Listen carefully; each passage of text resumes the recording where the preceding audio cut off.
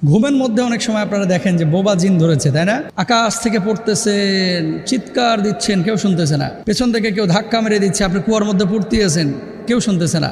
আপনি চিৎকার দিচ্ছেন, পেছন থেকে সাপ ধাওয়া করতেছে, কুকুর ধাওয়া করছে, বড় সড়ো দুর্ঘটনায় পড়েছেন, চিৎকার দিচ্ছেন, কেউ শুনতেছে না। এগুলো খারাপ স্বপ্ন। এরপরে কিন্তু আপনার ঘুমটা ভেঙে যায়। যখনই ঘুমটা ভাঙবে, যে কাজগুলো করবেন, 1 নাম্বার আউযু বিল্লাহি মিনাশ শাইতানির রাজিম বলবেন। 2 নাম্বার বাম দিকে 3বার থুথু নিক্ষেপ করবেন।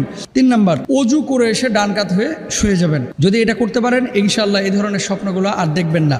আর এই স্বপ্নগুলো দেখার পেছনে একমাত্র কারণ হচ্ছে বদজিনের আসর এবং শয়তানের ওয়াসওয়াসা। বদজিন থেকে বাঁচার জন্য পারলে সূরা বাকারাটা বা আয়াতুল কুরসিটা লাউড স্পিকারে না, মৃদু আওয়াজে এটা ছেড়ে তারপরে ঘুমায় যান। মাঝরাতে যখন জাগ্রত হবেন তখন অফ করে দিলেন, বা ঘুমানোর সময়, ঘুমানোর আগে অফ করে দিবেন। পবিত্র বিছানায় ঘুমাবেন। চর্বি, হাড্ডি এই সমস্ত জিনিস থেকে দূরে থাকবেন, বিশেষ করে ঘুমানোর সময়। ঘুমের মধ্যে অনেক সময় আপনারা দেখেন যে বোবা জিন ধরেছে, তাই না? আকাশ থেকে পড়তেছেন, চিৎকার দিচ্ছেন, কেউ শুনতেছে না। পেছন থেকে কেউ ধাক্কা মেরে দিচ্ছে, আপনি কুয়ার মধ্যে পড়তে আছেন, কেউ শুনতেছে না। আপনি চিৎকার দিচ্ছেন, পেছন থেকে সাপ ধাওয়া করতেছে, কুকুর ধাওয়া করছে, বড় সড়ো দুর্ঘটনায় পড়েছেন, চিৎকার দিচ্ছেন, কেউ শুনতেছে না। এগুলো খারাপ স্বপ্ন। এরপরে কিন্তু আপনার ঘুমটা ভেঙে যায়। যখনই ঘুমটা ভাঙবে, যে কাজগুলো করবেন, 1 নাম্বার আউযু বিল্লাহি মিনাশ শাইতানির রাজিম বলবেন। 2 নাম্বার বাম দিকে 3বার থুথু নিক্ষেপ করবেন।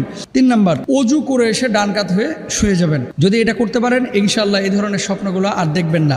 আর এই স্বপ্নগুলো দেখার পেছনে একমাত্র কারণ হচ্ছে বদজিনের আসর এবং শয়তানের ওয়াসওয়াসা।